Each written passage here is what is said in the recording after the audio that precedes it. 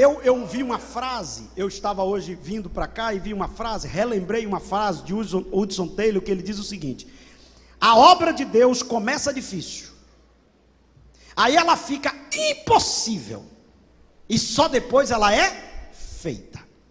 Então quem se dispõe a fazer a obra de Deus, tem que aprender a ter dependência de Deus. Deus não trabalha com gente independente. Deus não trabalha com gente que já sabe tudo. Tem gente que, esse é o problema dessa geração. A gente estava vindo conversando, e quantas pessoas não têm mais intimidade com Deus, não quer orar mais, ele já sabe.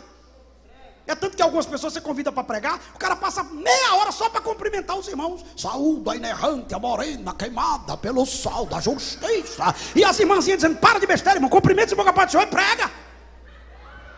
Ou então tem gente que quer falar tão difícil, mas ele quer falar tão difícil que nem ele entende o que ele está falando, né? Um missionário foi pregar num lugar no interior. Quando ele chegou lá, ele chegou todo coisa, aí ele disse: abra seu pavilhão auricular.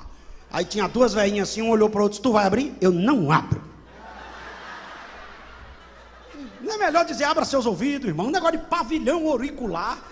Aí a velhinha já ficou cismada. Aí quando chegou lá na frente, ele começou a pregar, a velhinha já ficou zangada. Aí ela disse: vai cair uma... Ele disse: vai cair uma precipitação pluviométrica celestial. A velhinha disse para outra: minha filha, eu estou indo embora, porque esse cara é perigoso. Ele mandou abrir pavilhão, agora vai cair um negócio que eu não sei o que é. E foi embora. Aí Paulo, escrevendo aos Coríntios, ele diz assim: eu temo que vocês se apartem da simplicidade do Evangelho. O Evangelho não é oratória perfeita, o Evangelho não é voz bonita, o Evangelho é o poder de Deus, é a ação de Deus, é a ação do Espírito. Paulo funda essa igreja. Agora eu preciso pontuar algumas coisas e começo a concluir a reflexão desta noite. Primeira coisa que a gente pensa, claro que eu já falei várias primeiras, mas eu estou na introdução, agora eu entro no texto, né? Então eu não contei quantas primeiras eu falei na introdução. Mas a primeira coisa que eu preciso pontuar aqui, se você está anotando, você pode anotar, é: a missão precisa de estratégias. Tem gente que ele pensa que é só ir. Não. Paulo tem uma visão estratégica a respeito da cidade de Corinto. Se você olha a cidade de Corinto, na época de Paulo já tinha 400 mil habitantes. Se você olha na época de Paulo, a cidade de Corinto era uma cidade cosmopolita, era uma cidade que o mundo estava dentro dela. Paulo pensou: se eu consigo implantar o Evangelho aqui, o Evangelho tem condição de sair daqui e expandir em vários lugares. Segundo, Paulo olha a razão social de Corinto. Corinto era uma cidade que tinha um comércio extraordinário. Ele percebia que várias pessoas passavam por Corinto, e ele estava dizendo: eu preciso colocar o Evangelho aqui. O Evangelho já está em Filipos, o Evangelho já está em Tessalônica, o Evangelho já está em Derbe, o Evangelho já está em Listra, o Evangelho já está em Icônio, e o Evangelho precisa chegar em Corinto. E isso aqui, irmãos, é algo tremendo, porque às vezes eu estava ministrando sobre a cidade de Antioquia. Se dependesse dos irmãos que saíram de Jerusalém, a igreja de Antioquia não seria fundada. Eles não tinham noção, uma cidade com 500 mil de habitantes. Ele olhava e dizia: aqui não dá, aqui não tem judeu, aqui não tem gente que a gente acha. Por exemplo, tem irmãos na igreja que é como se Deus dependesse dele para salvar alguém. Eu concordo, esse aqui tem jeito, Deus vai salvar. Esse aqui não tem jeito, Deus não vai salvar. Não, Deus dá jeito a quem não tem jeito. Deus salva quem ninguém salvaria. Deus ama quem até a família desprezou. Eu costumo dizer que tem uns irmãos que ele é crente até a metade do culto, da metade do culto em diante ele é muçulmano. Como assim? Quando Deus usa quem ele concorda, eita glória! Quando Deus usa quem ele não concorda, ele fica: Alá, Alá, Alá, Alá não. Foi Jesus que salvou, foi Jesus que encheu, foi Jesus que levantou. Você pode não gostar do vaso, mas se o vaso está cheio de Deus, deixa o vaso ser usado. Visão estratégica, abrir a mente. Lugares que você diz: aqui é interessante, eu preciso levar o Evangelho aqui. E é isso que Paulo faz quando ele chega na cidade de Corinto. Existia uma questão moral na cidade de Corinto. A cidade de Corinto tinha a deusa Afrodite. A deusa Afrodite, no templo da deusa Afrodite, existia 1000 sacerdotisas que eram garotas de programa. E o deus Apolo incentivava a relação homoafetiva. Já naquela época. E Paulo chega com o evangelho. E eu vou dizer uma coisa aqui, todo mundo sabe disso. O evangelho tem o poder de mudar qualquer realidade. Eu costumo dizer que o evangelho é igual água. A água vem aqui, tem aqui um empecilho.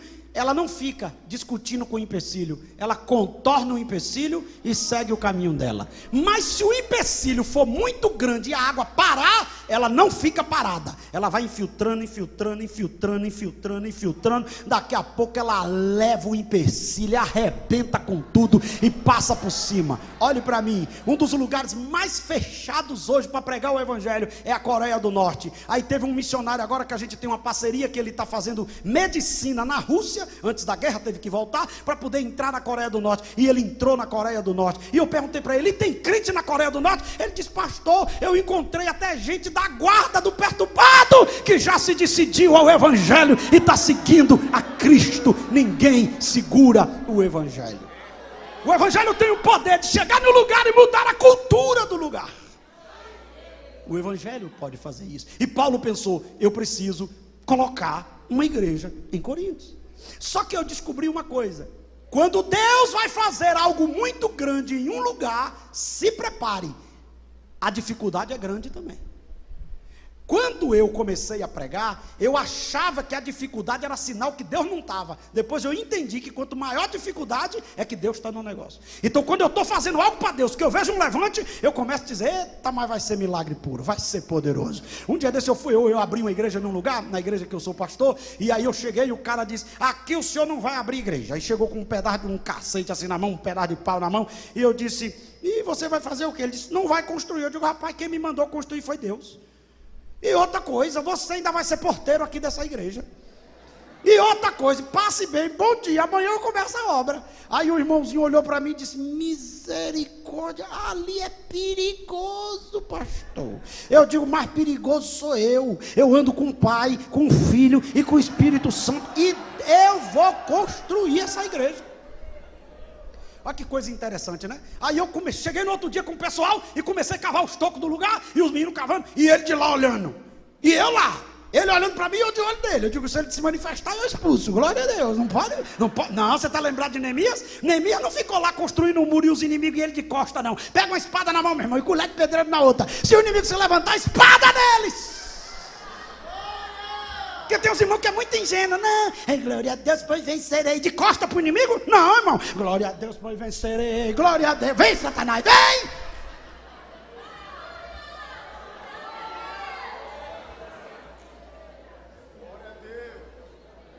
Agora que coisa. Eu levei um presbítero comigo, e o presbítero, em vez de me ajudar, quando eu olhei, estava atrás do carro escondido. Eu disse: meu filho. Ele disse: pastor, é perigoso, eu tenho família. Eu digo: eu também tenho. Mas eu tenho uma missão e essa igreja vai ficar pronta. Começamos a construir a igreja. Aí quando passou uma semana, o irmão chegou para mim e disse: pastor, ele está com medo do senhor. Me procurou e perguntou para mim: quem é aquele homem? Eu disse: meu pastor. Não, eu quero saber quem é ele. O cara chegou para mim, olhou dentro dos meus olhos e disse que vai construir a igreja. E eu tento me levantar, eu tento articular, eu tento planejar e dá tudo errado. Tem alguma coisa na vida deste homem. Você tem que ser estratégico. Eu amo Davi, porque Davi, quando assume o trono, Davi olhou e disse o quê? Jerusalém é o lugar mais estratégico, isso aqui tem que ser de Deus. Irmão, diz Josué, até Davi, Jerusalém era Jebus. Quem já teve o privilégio, como eu tive em algumas vezes em Jerusalém, a pessoa mais importante em Jerusalém não é Jesus, é Davi. É a cidade de Davi, porque eles não acreditam em Jesus como Messias. A gente quer conhecer o túmulo de Jesus, mas o judeu quer ficar no túmulo de Davi. Agora o que foi que Davi fez? O Jebuseu dizia, ninguém entra. Davi olhava e dizia, o melhor dessa terra é para o meu Deus, a gente vai tomar isso aqui. E tomou. Deus gostou tanto da ideia, que a Bíblia diz que quando Deus fizer todo o procedimento escatológico, vai descer a Nova Jerusalém. Pegue na mão do seu irmão e diga, o melhor lugar dessa cidade tem que ser para Deus, irmão. O lugar mais estratégico tem que ser para Deus. O melhor lugar onde Deus te colocou tem que ser para Deus. Eu recebo autoridade para profetizar essa noite. Deus vai te dar estratégia para comprar os lugares estratégicos onde Ele te colocou.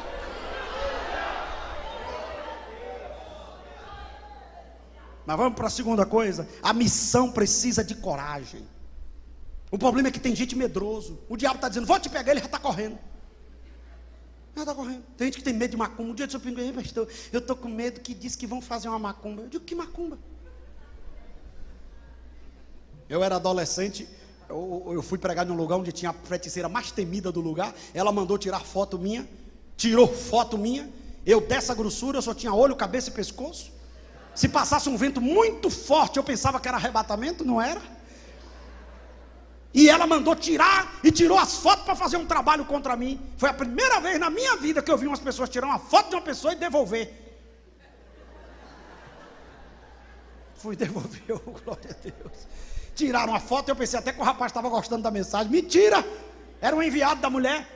Tirou as fotos aí, botou a foto lá, botou em tudo quanto é lugar. Eu magro com o olho pregando, cheio de ousadia, com o olhão. Deus não dá um olho grande a ninguém em vão, glória a Deus. Você viu, irmão? Pode ficar tranquilo.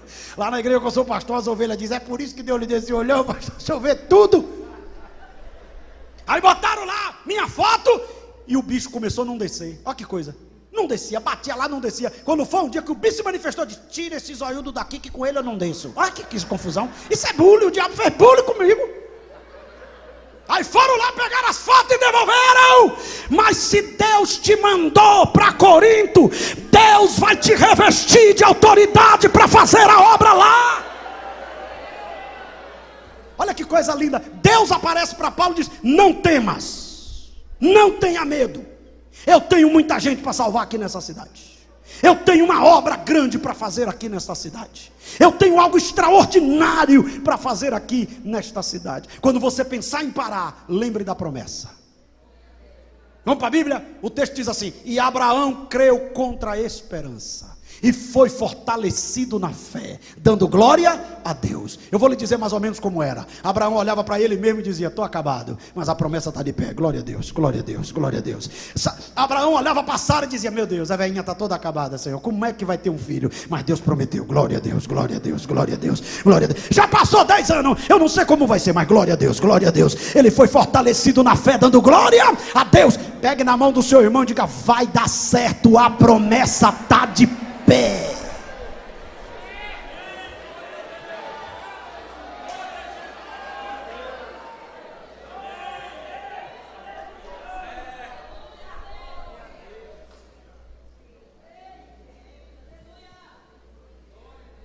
Repita comigo isso, diga, muitos. Tá fraco, né? Sim. Vamos ver quem é que está desanimado, se é os homens ou se é as mulheres. As mulheres, muitos. Os homens, muitos. E as irmãs estão olhando para mim dizendo, pede para a gente falar de novo, pastor. Mulher gosta de disputa, elas saem tudo rouca, mas ganha, quer ver? As mulheres, de novo, muitos. E diga que elas não ganhou. Tem duas coisas que a mulher gosta de ouvir, eu te amo e você está certa, glória a Deus. Diga, muitos rejeitaram, mas teve quem aceitou. Olhe para o seu irmão e diga, no dia que o desânimo bater na sua porta, por causa de inimigos, lembre daqueles que foram alcançados através da sua vida.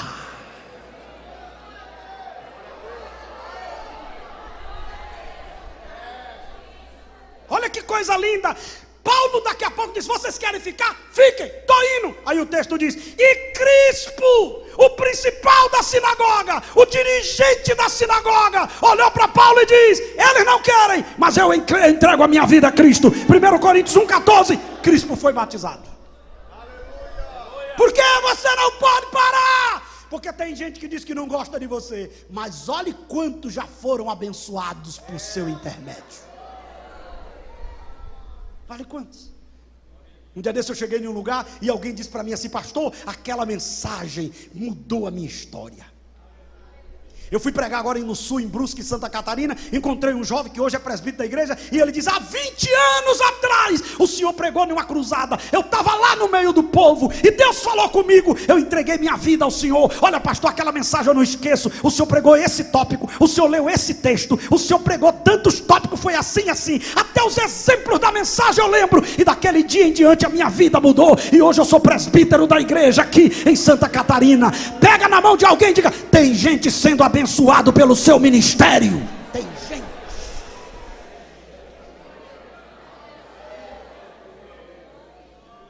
Glória a Deus. Em quarto lugar, diga comigo: sempre tem alguém para ajudar. O problema é que a gente fica olhando só para quem quer atrapalhar. O problema é esse. Olha, irmão, tem gente que não gosta de mim, mas os que gostam é mais do que não gosta. E eu deixo quem não gosta e fico aqui: oh glória, aleluia. Quem gosta lá, tem gente que fica olhando: olha lá, eu estou aqui pregando, ele não está gostando. Sangue de Jesus tem poder. Você vai se atribular, você vai morrer de coração. Sabe por quê? Nem Jesus conseguiu agradar a todos. Um dia desse um irmão disse para mim: pastor, eu estou horrorizado. Eu estava pregando, uma irmã pegou a Bíblia e foi embora. Eu digo: só uma? Ele disse: só uma endemoniada. Eu digo: dê glória a Deus que o verbo encarnado, a palavra revelada, estava pregando na cruzada e o povo levantou e foi embora, só ficou os discípulos. E Jesus estava tão zangado que Pedro ainda chegou e disse: Senhor, maneira aí que o povo está indo embora. Jesus olhou e disse: quer ir também não? Você está pensando que tem dia que a gente está fluxicheiro, irmão? Tem dia que a gente está zangado, quer ir também não? Sabe o que Jesus estava dizendo? Pode ir embora, mas a mensagem eu não mudo para agradar ninguém. Pode ir embora, eu tenho uma missão a cumprir.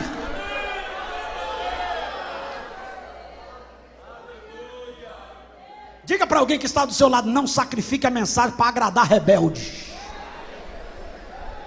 Se o rebelde quiser ir embora, deixa ele ir, Deus vai tratar ele, mas a mensagem vai ser pregada com fidelidade.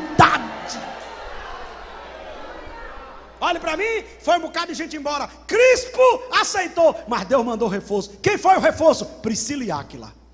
Teve lá um decreto do imperador e eles vieram parar cá. E Paulo estava dizendo: meu Deus, era a ajuda que eu precisava. Diga uma palavra esta noite como profecia: Deus está mandando reforço para você aonde Ele te colocou. Agora tem um detalhe: cuidado para você não colocar pessoas sem antes falar com o dono da obra. E aqui eu encerro a mensagem. Tem gente que tem cara de vaso, dente de querubim, nariz de apóstolo, mas é demônio.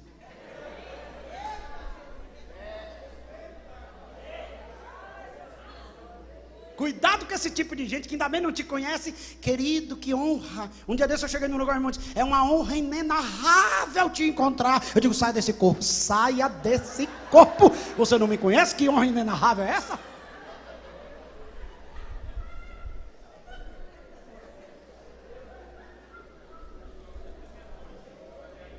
Interessante, pastor Ari. Jesus, o dono da igreja, queria escolher 12 homens. O Jesus, o Todo-Poderoso, ele orou a noite toda para escolher 12. E ele mesmo diz: ainda vem um diabo no meio. Eu fico pensando que se ele não tivesse orado, vinha 12 diabos. Porque tem igreja que é uma confusão, que o pastor consagra sem orar. Porque tem grupo que é uma confusão, que você bota gente para te ajudar sem orar. Esse foi o problema de Abraão. Pegou Ló e botou envolvido em um projeto que não era dele. Agora, Assim, me ajuda aí. Levanta as duas mãos para o céu e diga: Deus tem a pessoa certa para me ajudar a cumprir a missão.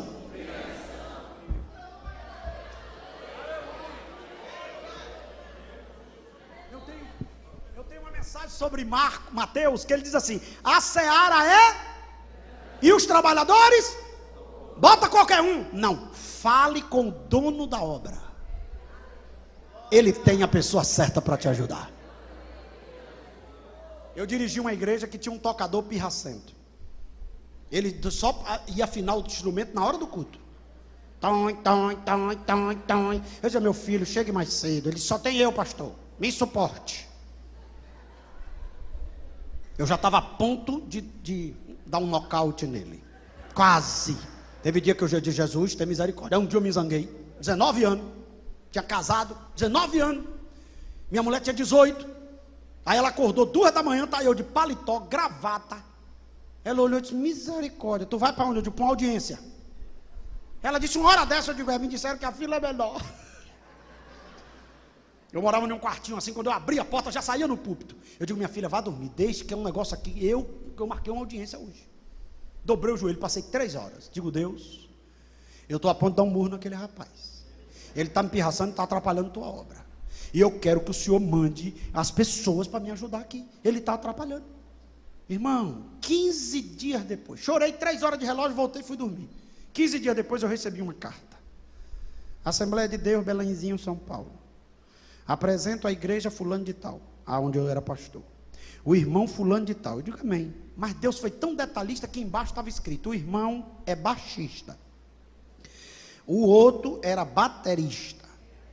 E o outro era guitarrista. Assinado: pastor José Wellington. Eu digo: eita glória. Não disse nada. Chamei ele e disse: meu filho, Deus te mandou aqui. Ele disse: Deus também falou comigo, pastor, que tinha um homem sofrendo. Eu digo: eu. Olha que coisa. Estava faltando o tecladista e estava faltando a cantora. Coloquei os meninos. Eu nunca vi uns camaradas servos daquele. Antes de começar o culto, ele já estava. O culto começava às 6h30, ele estava às 6. Eu marcava um matutino 5 da manhã, eles chegavam 4h30. E o do Tonton chegava atrasado. Quando chegava, eu digo: banco de reserva. E o senhor quer dizer que eu não vou tocar? Eu digo: não estou dizendo. Eu estou dizendo que quando você chegar atrasado, você não toca. E eu chegava por menino e dizia: chega cedo, capricha. Pastor, mas isso não pode fazer. Eu aprendi com Jesus. Jesus mandou Moisés ir tirar o povo. Foi na frente e disse a Faraó: não libera. Está escrito na Bíblia. Eu dizia: capricha, chega cedo. Pronto, passou um mês, eu fui pregar na praça. Estou pregando, um menino aceitou Jesus. Eu digo: meu Deus, que alegria. E ele chorava. E quando terminou o culto, ele disse: pastor, eu sou de uma banda de arrocha. Eu digo: nossa. E eu sou profissional. Eu digo: meu Deus, eu já toquei não sei quando, gravei não sei quanto CD. Eu sou tecladista. Eu digo: bora, discipulado. Eu mesmo vou te discipular para adiantar o processo, porque eu estou... Porque tem um negócio: se chegar e botar para trabalhar sem passar pelo discipulado, vai te dar trabalho.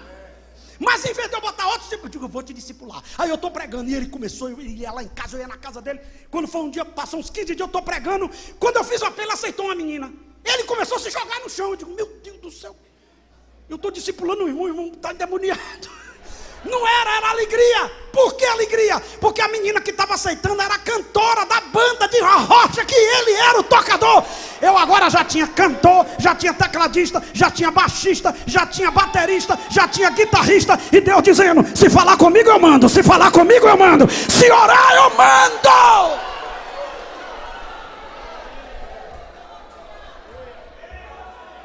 Eu encerro essa mensagem esta noite pedindo a você para fazer algo aqui. Pegue na mão de alguém e diga: não se desespere pelas dificuldades que você está atravessando. Diga: a chamada está de pé. Não haja silêncio em você. Não pare. Agora sacode a mão dele e diga: pode orar que Deus tem. Deus tem. E eu digo nesta noite com autoridade: está chegando reforço, está chegando ajuda.